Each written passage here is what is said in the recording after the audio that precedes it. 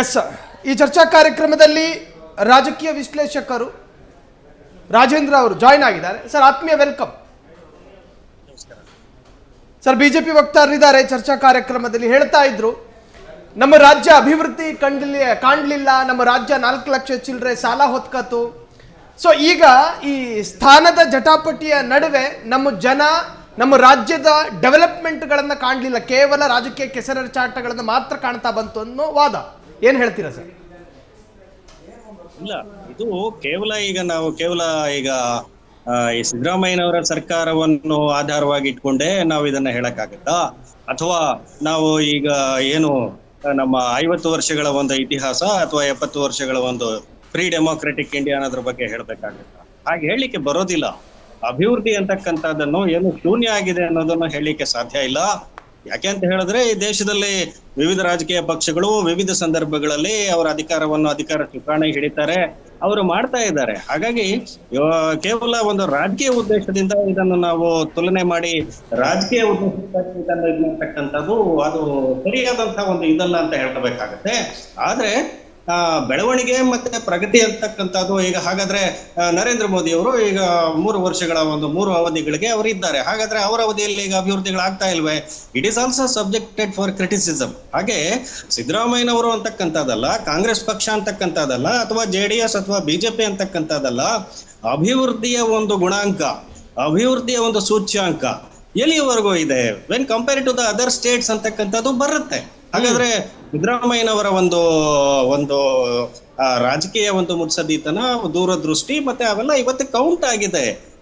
ಏನು ಆಗೇ ಇಲ್ಲ, ಪ್ರಗತಿ ಆಗಿಲ್ಲ, ಬಹಳ ಇದ್ರಲ್ಲಿ ಇದೆ ಅಂತಕ್ಕಂಥದ್ದು, ತೀರಾ ವೇಗ ಆಗುತ್ತೆ ಅಂತಕ್ಕಂಥದ್ದು, ಬಾಲಿಶ ಕೂಡ ಆಗುತ್ತೆ ಅಂತಕ್ಕಂಥದ್ದು ನಾನು ಹೇಳಲಿಕ್ಕೆ ಇಷ್ಟಪಡ್ತೇನೆ. ರಾಜೇಂದ್ರ ಅವರೇ, ಇನ್ನೊಂದು ಇಂಟ್ರೆಸ್ಟಿಂಗು, ನಾವು ಯಡಿಯೂರಪ್ಪನವರು ರಾಜೀನಾಮೆ ಕೊಟ್ಟಂತಹ ಆ ಪ್ರಹಸನವನ್ನ ನೆನಪಿಸ್ಕೊಳ್ಳೋಣ. ಇನ್ನು HD ಕುಮಾರಸ್ವಾಮಿ ಅವರು ಕೂಡ ರಾಜೀನಾಮೆ ಕೊಡಬಹುದಂತಹ ಸಂದರ್ಭದಲ್ಲಿ ಏನೇನಾಯಿತು. ಆದರೆ ಈ ತರಹದ ವಿಳಂಬವನ್ನು ಸಿದ್ದರಾಮಯ್ಯನವರು ಮಾಡ್ಲಿಕ್ಕೆ ಹೋಗಲಿಲ್ಲ. ಇನ್ಸ್ಟೆಂಟ್ ಆಗಿ ಹೈಕಮಾಂಡ್ ನಾಯಕರು ಹೇಳಿದ್ರು, ಪುಷ್ಪ ಗಿಡದಿಂದ ಬಿದ್ದ ಹಾಗೆ ರಾಜೀನಾಮೆ ಕೊಟ್ಟರು. ನುಡಿದಂತೆ ಅಲ್ಲೂ ಕೂಡ ನಡೆದ್ರ ಅಂತ ನೀವು ಹೆಂಗೆ ವಿಶ್ಲೇಷಣೆ ಮಾಡ್ತೀರಿ ವಿಚಾರನ?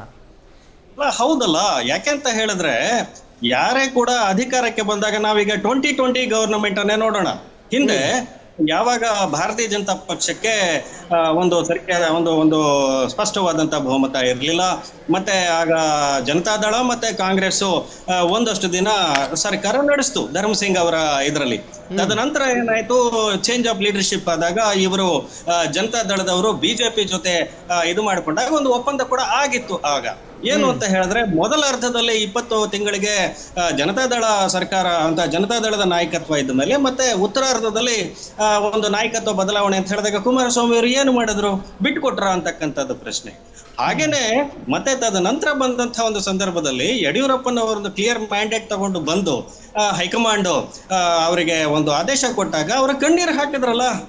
ಹಾಗಾಗಿ ಅವೆಲ್ಲವನ್ನು ನೋಡಿದಾಗ ನಮಗೆ ಯಾರೇ ಕೂಡ ಅಧಿಕಾರವನ್ನು ಬಿಡಬೇಕಾದರೆ ರಾಜಕೀಯದಲ್ಲಿ, ಅದು ಮುಖ್ಯಮಂತ್ರಿ ಅಂತಹ ಸ್ಥಾನಗಳನ್ನು ಬಿಡಬೇಕಾದರೆ ಒಂದು ಬಿಗಿಪಟ್ಟು ಹಾಕಿ ನಾವು ಈ ಕುರ್ಚಿಗೆ ಟಿಕಾನೆ ಹಾಕ್ಬೇಕು ಅಂತಕ್ಕಂಥ ರೀತಿಯಲ್ಲಿ ಮಾಡುವಂತಹ ಲಾಬಿಗಳು, ಟಿಕಾನೆ ಮಾಡ್ತಕ್ಕಂಥ ಒಂದು ರೀತಿಯಲ್ಲಿ ಮಾಡ್ತಕ್ಕಂಥದ್ದು, ಅದೆಲ್ಲ ನೋಡಿದಾಗ ಇದು ಬಹಳ ಡೆಮೋಕ್ರೆಟಿಕ್ ಇದರಲ್ಲಿ ಈ ರೀತಿಯಾದಂತಹ ಒಂದು ಸೇಫ್ ಪ್ಯಾಸೇಜ್ ಮತ್ತೆ ಸೇಫ್ ಆಗಿ ಸುರಕ್ಷಿತವಾದ ರೀತಿಯಲ್ಲಿ ಅಧಿಕಾರ ಹಸ್ತಾಂತರ ಆಗ್ತಕ್ಕಂಥ ಒಂದು ಇದಿದೆಯಲ್ಲ, ಇದನ್ನು ಬೇರೆ ಪಕ್ಷಗಳು ಕೂಡ ಸ್ವಲ್ಪ ಒಂದು ಆಲೋಚನಾ ದೃಷ್ಟಿಯಿಂದ ಡೆಮಾಕ್ರೆಟಿಕ್ ಸಿಸ್ಟಮ್ ಅಲ್ಲಿ ನೋಡ್ಬೇಕಾಗುತ್ತೆ. ಇದನ್ನು ಬಿಜೆಪಿ ಆಗಿರ್ಬೋದು, ಜನತಾದಳ ಆಗಿರ್ಬೋದು, ಯಾವುದೇ ಪಾರ್ಟಿ ಆಗಿರ್ಬೋದು. ಹೀಗಾಗಿ ನಿನ್ನೆ ಆದಂತಹ ಒಂದು ಅಥವಾ ಅವರ ಏನು ಪ್ರೆಸ್ ಕಾನ್ಫರೆನ್ಸ್ ಅಲ್ಲಿ ಸಿದ್ದರಾಮಯ್ಯನವರು ಅಡ್ರೆಸ್ ಮಾಡಿದ್ರು, ಅವೆಲ್ಲವನ್ನು ಕೂಡ ನೋಡಿದಾಗ ನಮಗೆ ಇದು ಒಂದು ರೀತಿಯಾದಂತಹ ಒಂದು ಮಾಡೆಲ್ ಸೆಟ್ ಡೆಮೋಕ್ರೆಟಿಕ್ ಪ್ರೊಸೆಸ್ ಅಂತ ನಾವು ಹೇಳ್ಬೇಕು.